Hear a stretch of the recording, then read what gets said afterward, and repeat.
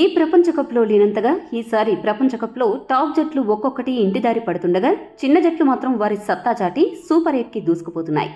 చిన్న జట్ల హవా దెబ్బకు పెద్ద జట్లు బెంబేలెత్తిపోతున్నాయి. ఇదే క్రమంలో న్యూజిలాండ్, శ్రీలంక జట్లు ఇప్పటికే ఇంటిదారి పట్టాయి. ఇక తాజాగా పాకిస్తాన్ కూడా అదే దారిలో పయనించడానికి సిద్ధమైంది. వివరాల్లోకి వెళితే ఇప్పటికే గ్రూప్ ఏ నుండి టీమిండియా 6 పాయింట్స్ సాధించి సూపర్ 8 స్థానాన్ని కైవసం చేసుకోగా 4 పాయింట్స్తో యుఎస్ఏ 2వ స్థానంలో, పాకిస్తాన్ 2 పాయింట్స్తో 3వ స్థానంలో ఉంది. ఇక చివరగా ఈ రెండు జట్లు ఐర్లాండ్తో తలపడతాయి. ఐర్లాండ్ జట్టుపై పాకిస్తాన్ గెలిచి యుఎస్ఏ జట్టు ఓడిపోతే అప్పుడు పాకిస్తాన్ సులభంగా సూపర్ 8కి చేరుకోవచ్చు. ఇంతవరకు అంతా బాగానే ఉంది.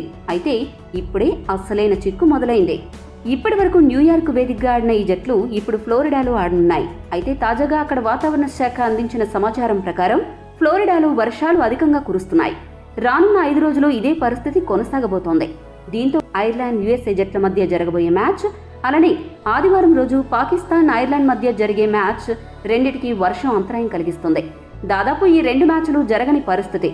అదే జరిగితే ఇది యుఎస్ఏకి గుడ్ న్యూస్, పాకిస్తాన్కి బ్యాడ్ న్యూస్ అవుతుంది. ఎందుకంటే వర్షం కారణంగా మ్యాచ్ రద్దయితే యుఎస్ఏ 5 పాయింట్స్కి చేరుకుని సూపర్ 8 బెర్త్ కన్ఫర్మ్ చేసుకుంటుంది. మరోవైపు పాకిస్తాన్ 3 పాయింట్స్తో సరిపెట్టుకోవాలి. కరాచీకి తిరుగు ప్రయాణం అవ్వాలి. ప్రస్తుతం ఉన్న పరిస్థితుల్లో పాకిస్తాన్ జట్టు గ్రూప్ స్టేజ్ నుండే ఇంటిముఖం పట్టడం ఖాయంగా కనపడుతుంది.